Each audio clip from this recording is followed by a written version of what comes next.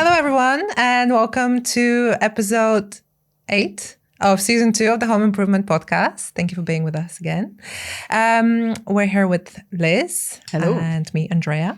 And we will be talking about home renovations today, funnily enough. But a big one that we are talking about recently is extending versus reorganizing the internals of the house. And by reorganizing, we mean not just the book rack, we mean like moving walls around, I guess, moving rooms around.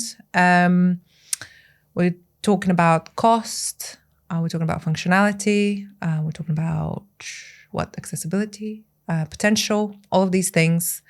So yeah, what's your take on this, Elizabeth? So I am a big fan of aiming to reconfigure before looking at the extending option, because so many houses are underutilized. Everyone's got a junk room. I mean, you need somewhere to put that.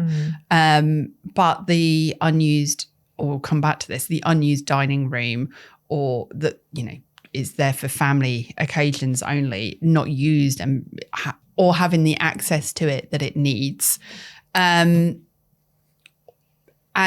extending is expensive and takes up external space. And historically, I think people have said, oh yeah, but we live in the UK. How often do we use our gardens?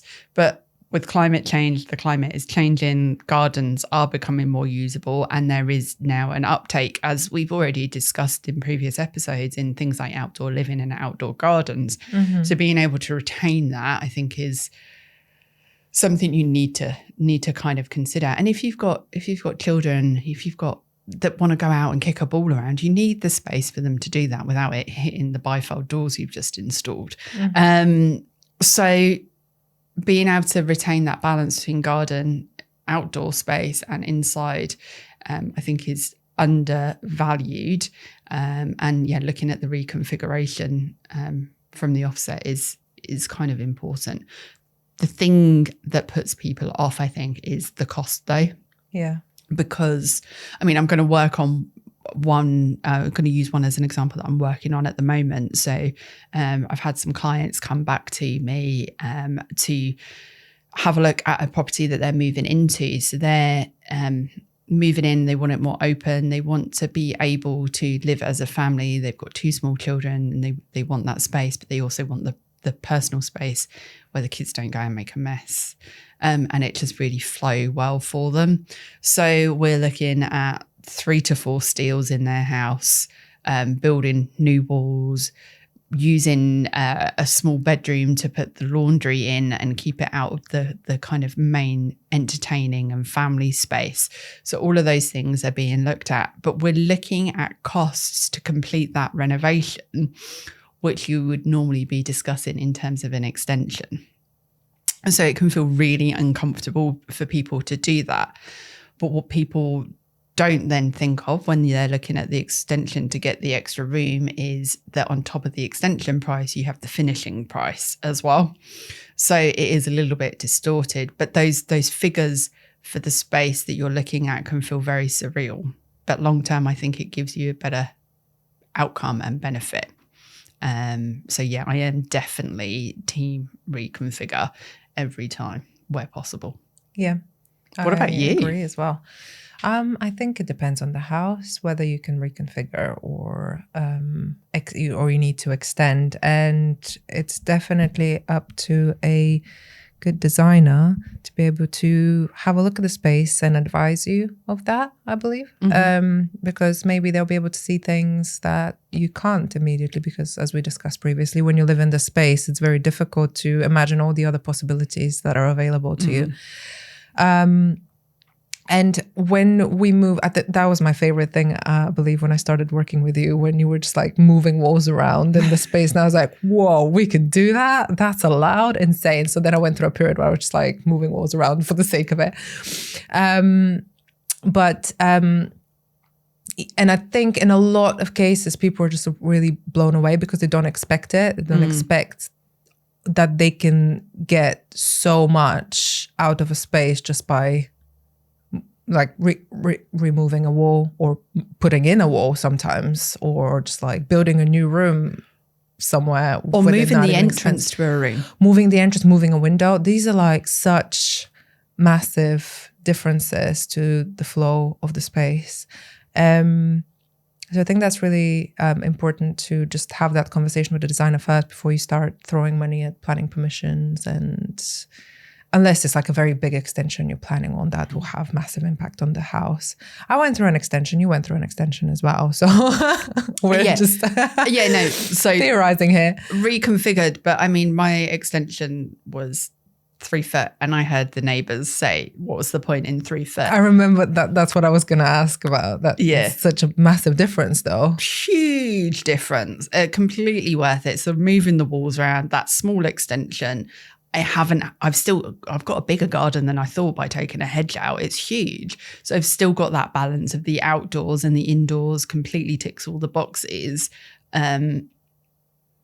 So yeah, you don't necessarily have to go large to product placement. Sorry. You don't have to have a big extension either to achieve what you're after. So finding that balance is important. Yeah, I agree. What would you... In terms of extending though, I have worked on some properties where to create the look or to provide the space. So it comes back to, all of my thoughts at once there. Sometimes extensions are required because the cost of moving is so high these days that actually putting your money that you're paying in stamp duty into building an extension can feel much more appropriate. And if you do have a growing family or change in needs, it means that you need a bigger space, then the extensions are great. And you can do, your small extension to achieve what you're after, or your big town hall, as we've spoken about in the past, of the family who spent all their time in their huge extension, which was kind of 10 meters by 5 meters, but the gatherings that they have in there and the changes over the years and the growth with their family is just going to be amazing for them. So for their lifestyle, they would have never achieved what they have without undertaking that extension. So there are definitely circumstances where it's required, big or small. I mean, your extension was it within permitted development? Yes. So we were told that there is already footings for that extension. Turned out there wasn't. They were insufficient.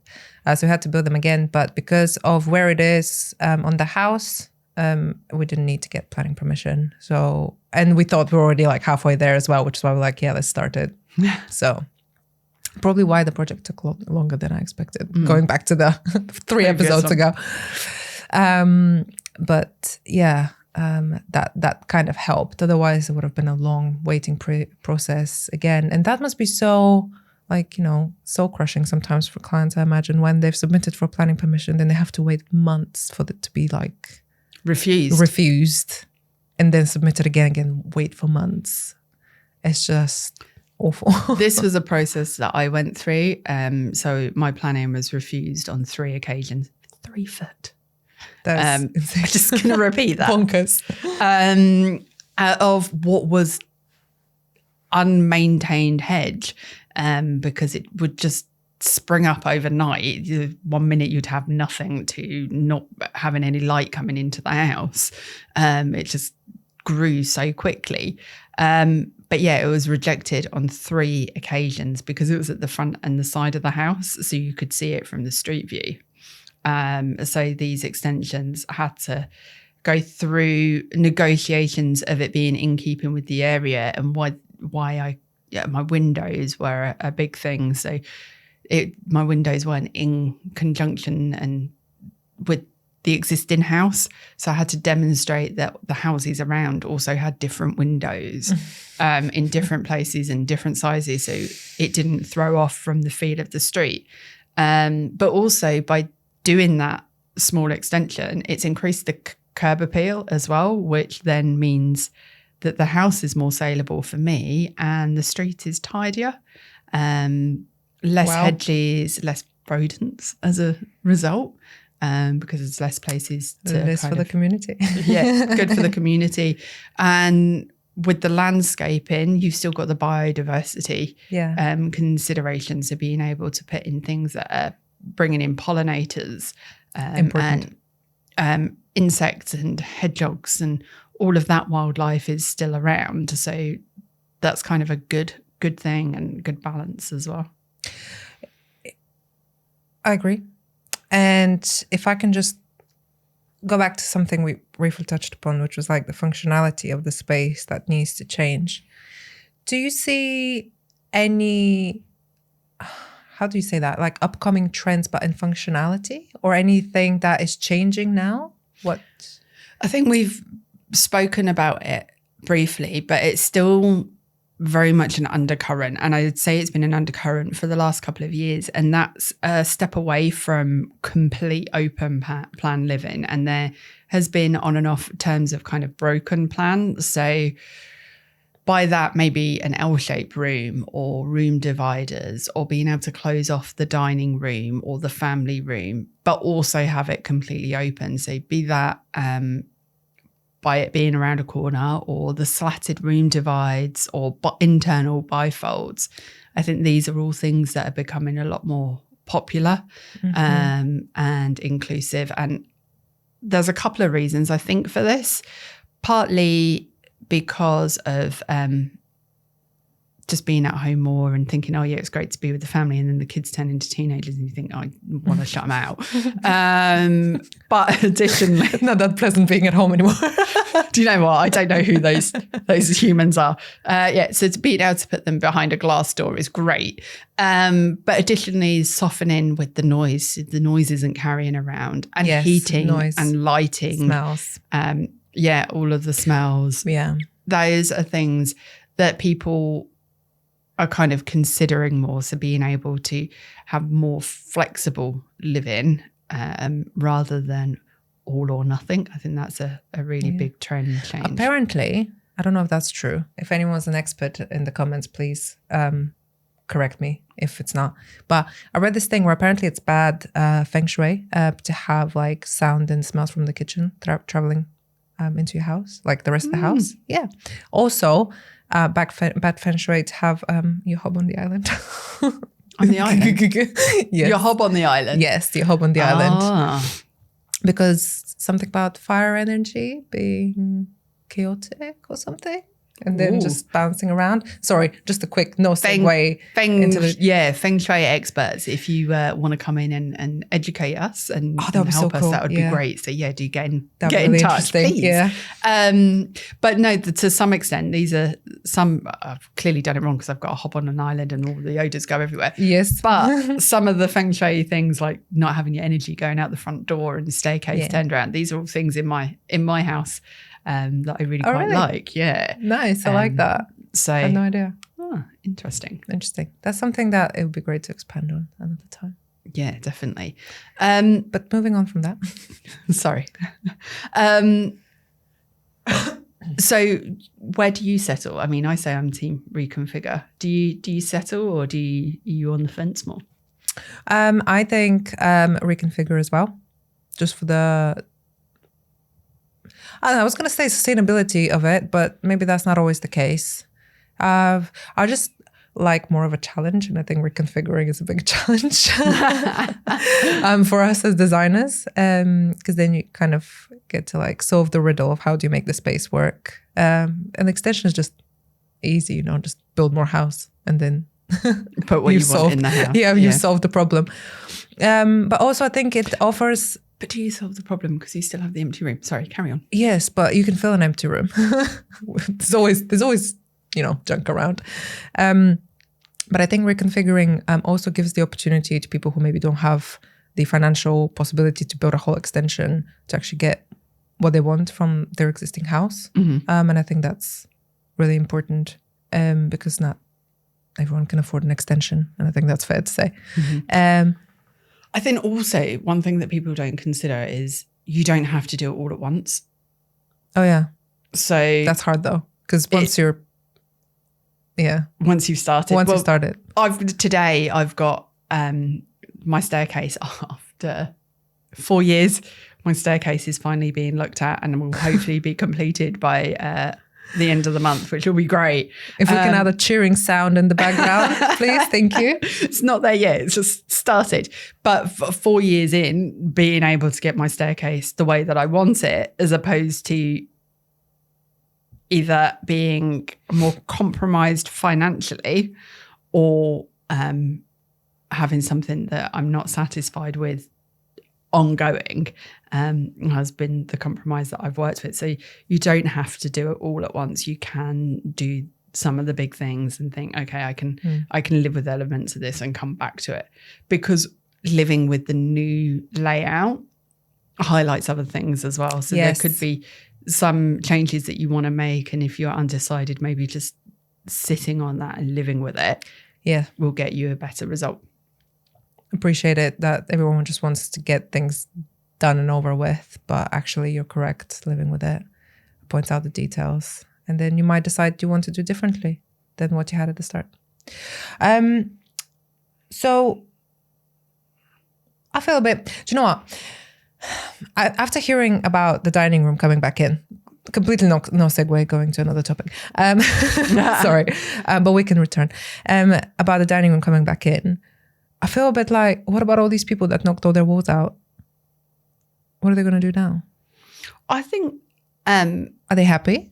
Yeah, I mean, everyone's still happy. We've got return clients, having been around for 19 years now. So yeah, return clients who are coming back and saying, they still like it, they still enjoy it. I think that in terms of the return of things like separate rooms and dining rooms, that was always going to be inevitable. Okay. Just from generational kind of changes, but I think it will be a lot softer than it has been in the past. So I don't think we'll see a return to values of houses, for example, or perspectives of houses being the quantity of rooms, going back to the flexibility of it, if that made any sense. I can see Andrea frowning at me there. No, I'm comprehending the information. So I think it's versatile living and individuality that kind of impacts that. And lifestyles, there's only so much protection that you can do. You can make your kind of best assumptions. But in many of those cases where we have combined rooms, it is possible to separate them again as well. So should someone decide that that's what they want to do, I think, in many cases you can still do that.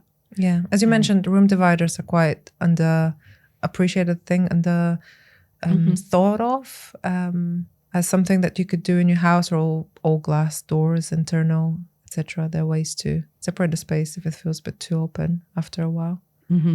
Yeah. And I think the drive is more down to control of an environment feel in terms of the sounds and the odors.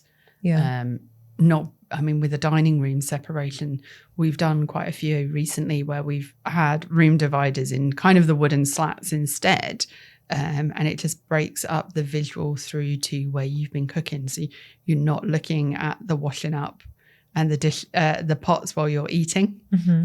So I think there's a driving factor of that behind having a dining room again. Mm-hmm. But it also goes back to making sure your entrance is in the right place. I think one of the reasons dining rooms have become something that people don't want is because you're having to walk out of one room and into the other via the hallway, sometimes, underneath the staircase, and, these strange non-flowing routes around the home have made that the dining room less desirable. But being able to put it in the right location in the reconfiguration means that it becomes a room that you could potentially have separately instead. So bringing us back to kind of the reconfiguration and extension, I think that was all kind of really interlinked, and depends again on the changes and that environment that you want to create within your home. So yeah, But finding the right designer to work with and right companies, I think, are the really important things to do to be able to achieve the best outcome. So do your research into your companies, which, you know, it is out there. Check them out, as we've discussed on other episodes. It's not just reviews, and it's not just a single platform. So check across platforms, check out the bodies that they're registered with. How do they become members? What vetting is included?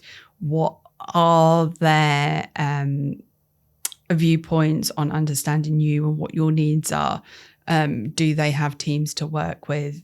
Check them out on Companies House. You know, who are those directors? Have you met them? Are they around?